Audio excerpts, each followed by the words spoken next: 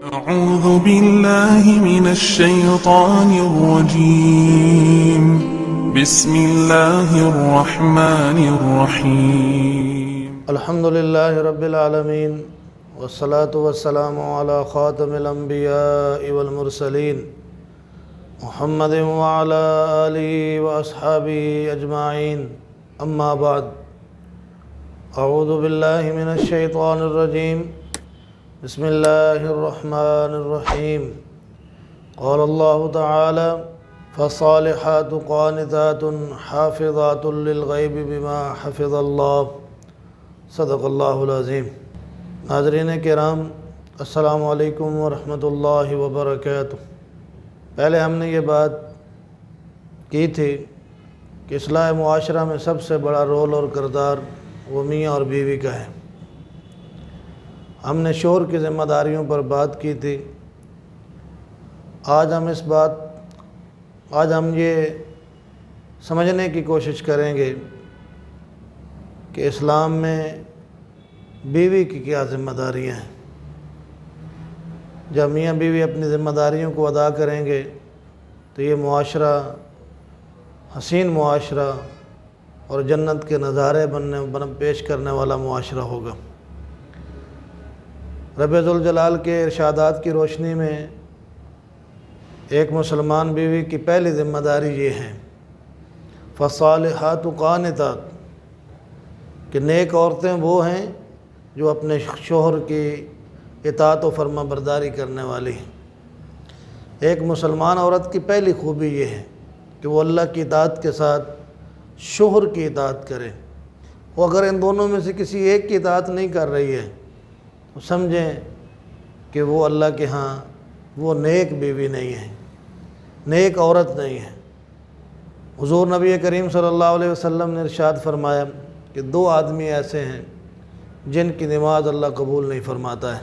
ایک وہ غلام جو آقا سے بھاگ جائے، جب تک واپس نہ آئے تو اللہ اس کی نماز کو قبول نہیں کرتا ہے. اور ایک وہ بیوی جس کا خاوند اس سے ناراض ہو اور اس وقت تک اس کی نماز قبول نہیں ہوتی ہے جب تک کہ وہ اپنے خاوند کو راضی نہ کر لے. میری بہنوں اور بیٹیوں، شوہر کی اطاعت گزار بن کر فرما بردار بنو.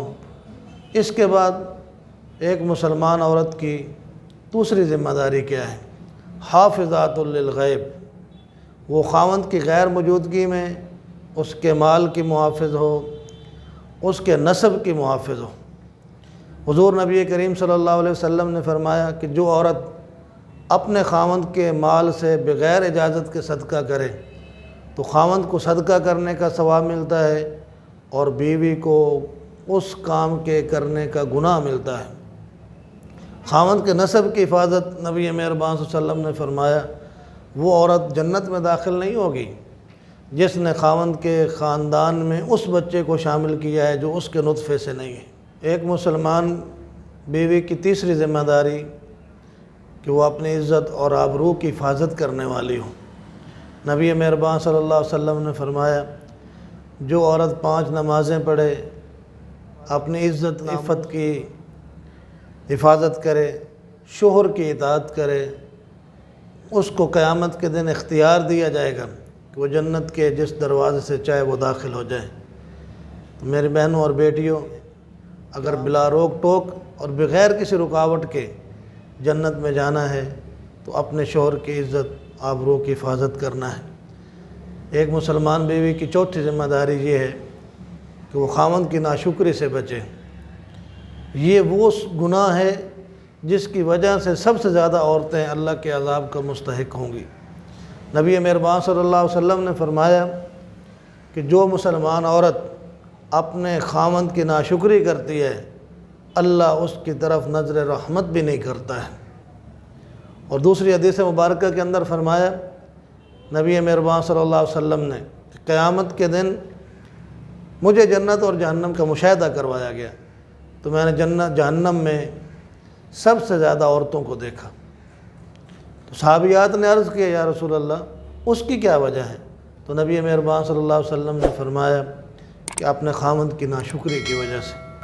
ایک خاوند اپنی بیوی کو کھلاتا ہے، پلاتا ہے، لباس دیتا ہے، اس کی ضروریات پوری کرتا ہے، اور کبھی ایسا ہو جائے گھر میں کوئی کمی بیشی ہو جائے تو تم عورتیں کہتی ہو کہ ہم نے تو اس گھر میں کبھی خیر نہیں دیکھی۔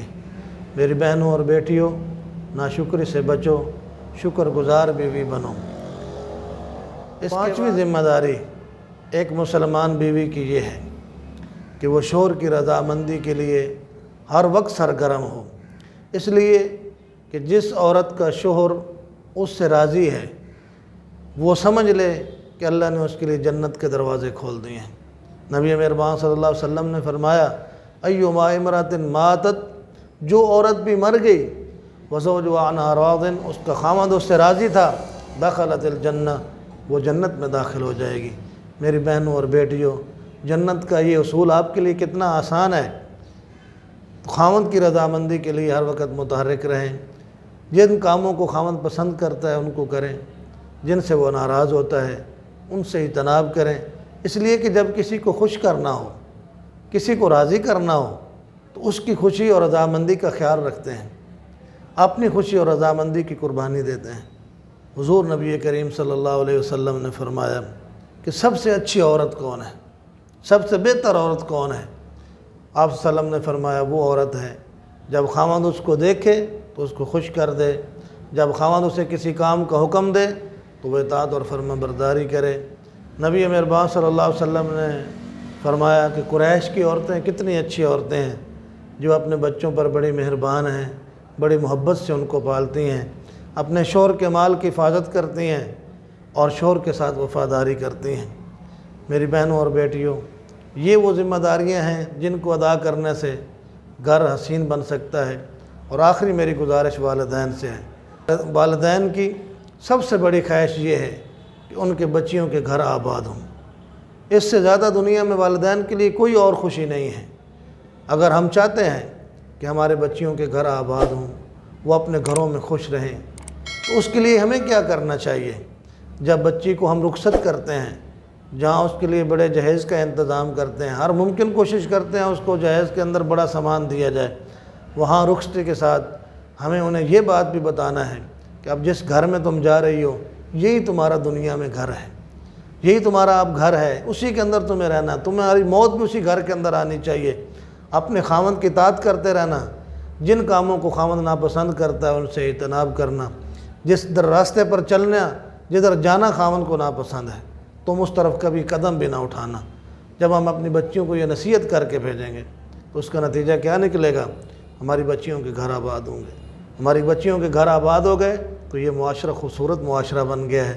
آئیے اپنی ذمہ داریاں ادا کریں تاکہ اصلاح معاشرہ کا یہ کام آسانی سے ہو سکے اور ہمارا معاشرہ وہ درستگی کے راستے پر چل پڑے۔ وما علینا الا البلاغ۔